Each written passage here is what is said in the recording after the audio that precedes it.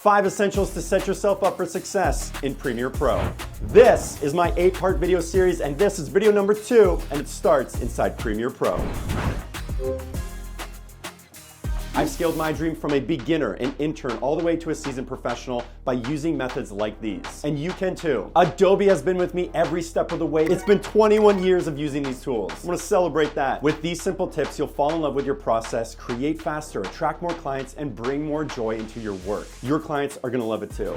Tip number 1, folder structure. The same folder structure inside Premiere Pro needs to be mirrored as it is on your operating system. As creatives in video, we often have many projects on the go. Being able to source what we need quickly without thinking is essential. This future-proofs everything. I can't count how many times I've had to reference previous projects, files, videos, and this goes for clients and solo projects. It removes all thinking when searching. If you hand off projects or revisit them years down the road, you're up to speed. Get detail-oriented. For an example, inside the footage folder, insert what camera was used to capture. Inside the audio folder, include music, location, sound effects. As a little added bonus, capital letters read better at a quick glance. Tip number 2, file naming. We rely heavily on dates since dates can't be repeated. Looking at you, final one, final one, final. No, this is the final one.mov. We've all been there. It's as simple as 1, keeping the date associated to the file name, and 2, keeping it uniform on every project. I suggest keeping it at the beginning so you can easily view. Using sort by inside your operating system and Premiere Pro. Naming your project with a uniform naming system helps so much. As a suggestion, you can start with the date, draft name, client name, and project name. Tip number 3, Workspace Layout. My Workspace Layout comes in 2 forms. This is what works best in my experience. When I edit vertical videos and when I edit horizontal videos. They're very similar. When I edit horizontal videos, I have my media in the top left project window. Effect controls are in the middle, toggled between my source monitor as well. Program monitor on the right, and I cook down below. Edit. It's the timeline, it's my kitchen.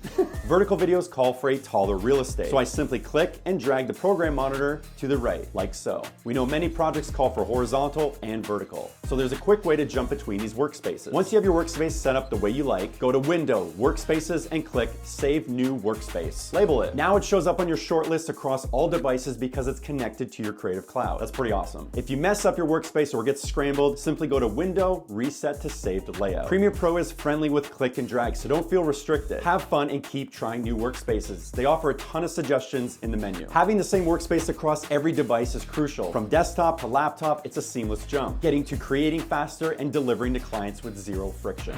Tip number 4, color labeling. Anything on the timeline that's marked red needs attention. At a quick glance, when I open up a project, I get a bird's eye view of what needs to be addressed and to what extent. I make lists, I take notes, I use Frame.io for feedback, but inside this timeline, it's just you and for you, the editor. Clients will never see it, and it's your safe place to create. Why red? Because in the history of using Premiere Pro, red means not so good. Red doesn't mean so good. With every edit session, my aim is to have the video as close to completion as possible. This is such a good habit to create because it creates progress. It's a we're pressing on regardless approach. As you get closer to completion, less red shows. I've always said you can see how elevated the story is just by looking at the timeline. Timelines can get complicated and stacked real quick. Being able to see red areas makes it immediate. I use Apple 4 as my shortcut.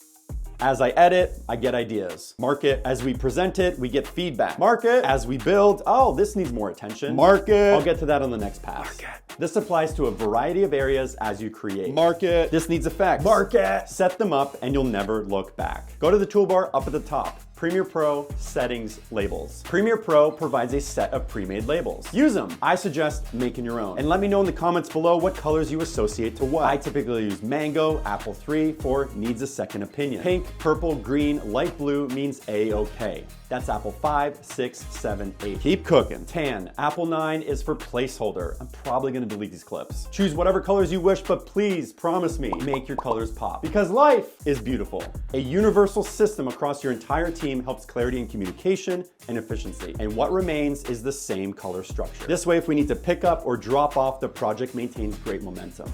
Tip number 5, keyboard shortcuts. Cut, copy, paste, select, playback, export, save. These are the essentials. You're gonna be using them a lot, so it's gotta be quick and simple. Oh, and undo. But we never make mistakes.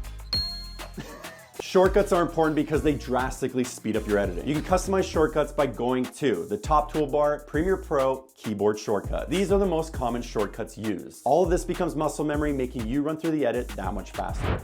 These tips have helped me stay sharp, gain more clients, secure bigger projects, and avoid resenting the process, leading me to the life that I absolutely love. And I believe that they can do the same for you. Let me know if you want to see even more tips like these by commenting below. We would love to hear from you. Here's me. This is what we're creating. I love you guys. Thank you so much for watching. And as always, later.